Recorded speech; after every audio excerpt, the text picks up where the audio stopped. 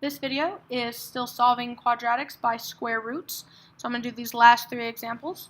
So again, we're doing SADMEP. So we want to get our x by itself. Since it's solved by square roots, we're just solving them like a normal equation. So we want to add and subtract away from our x first. So we want to add this 1/4 over. So we have x squared equals a positive 1/4. We have nothing to multiply or divide away. So we go to our exponent. We get rid of our exponent of squaring by square rooting because that is the inverse operation. We do it on both sides. So the square root of x squared is x equals, when you take the square root when solving, when you take the square root of the value, you have to put the plus or minus. And then we'll take the square root of this value.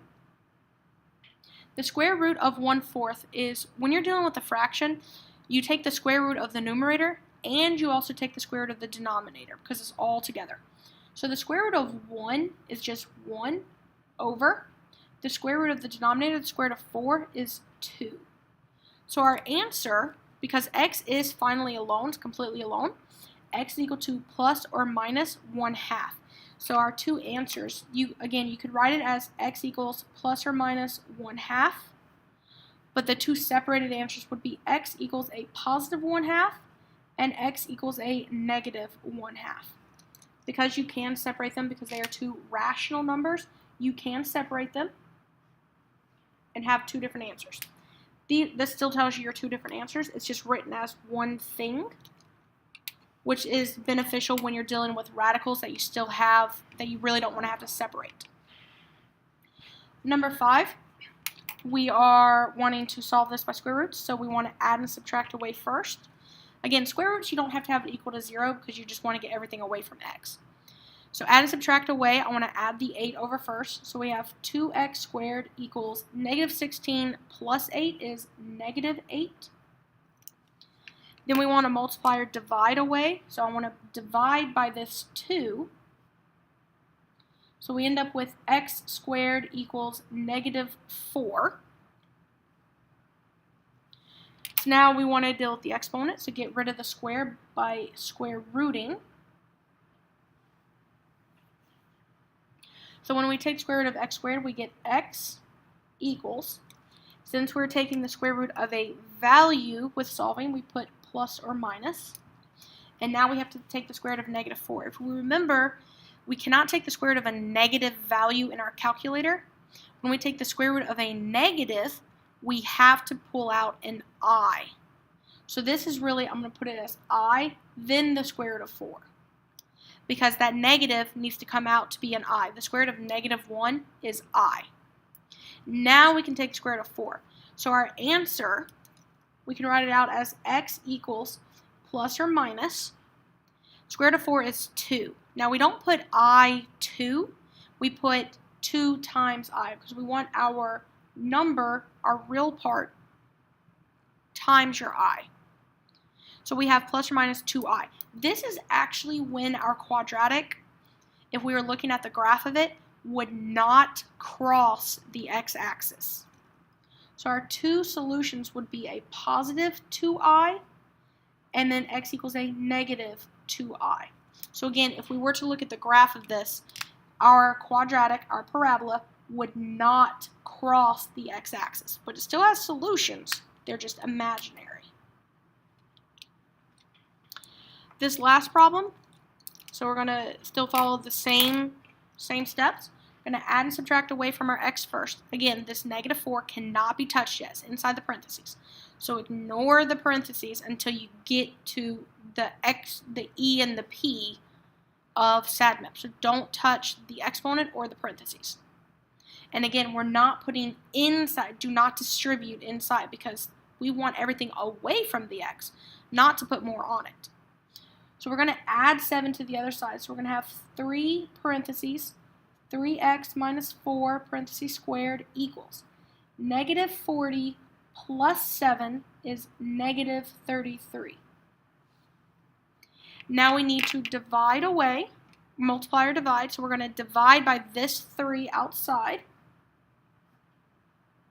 And again, the parentheses 3, do not touch that because that's still inside. only the 3 on the outside is what we're focusing on. So we're going to have parentheses 3x minus 4 parentheses squared is equal to negative 11. And now we want to get rid of the exponent by square rooting. Square root and squares are inverses of each other. So that'll get rid of the parentheses and the square. So we'll have 3x minus 4 is equal to, taking the square root of a number when solving means plus or minus. We're going to have the square root of negative 11. So what we're going to do real quick is we're going to have that 3x. I'm going to rewrite this as 3x minus 4 equals, put that plus or minus again. We're going to go ahead and fix this. That negative, we can't take square root of negative, so we have to pull that out to become an I. That's the imaginary part. So we're going to have the I, and then we're going to have square root of 11. Now, square root of a positive 11 cannot simplify further. So this is what we have right now, I square root of 11. That cannot simplify. Like the square root of 4 could, it became a 2, but square root of 11, 11 is prime. So that means that this will not simplify further, the square root of 11. So what we have to do is just finish solving this. Now, since we're going to have a square root of 11 left on it, just like the square root of 5 on this example up here, we're actually going to keep it as one answer. We can write it as 2, but it's just easier to keep this as keeping the plus or minus inside of it. Instead of separating them into 2 different answers, we're just going to keep it as one solution set, but it still represents 2 answers. So we still want to get x by itself, so we're going to add and subtract again, because we have to start over. So we're going to add the 4 onto both sides. We're going to have 3x equals. When we add the 4, it has to go before the plus or minus. It has to go before that plus or minus. We're going to have positive 4 plus or minus that I square root of 11. Then we're going to divide by that 3 to get x alone. Now, the 4 divided by 3 will not simplify, and the 1i, this is technically 1i divided by 3, will not simplify either. That means our answer is going to be equal to x equals 4 plus or minus I square root of 11, and then all of this will be over 3. Because the 4 divided by 3, if I were to divide each individual one by 3, that cannot simplify further. And then this part over here, the I squared of 11, cannot be divided by 3 either. So then this would be our answer. Because of the way it's written, this would be the best way to keep your answer. However, if you wanted to know how to write it as 2 separate answers, your answers would be x equals 4 plus I squared of 11 all over 3. And then x equals 4 minus I squared of 11 all over 3. So again, everything stays the same on both answers. So on both answers, you'd have all the same numbers. Everything on here would be the same. The only difference is that in between these two, one of them would have a plus sign and the other one would have the minus sign. That's the only difference in your 2 answers.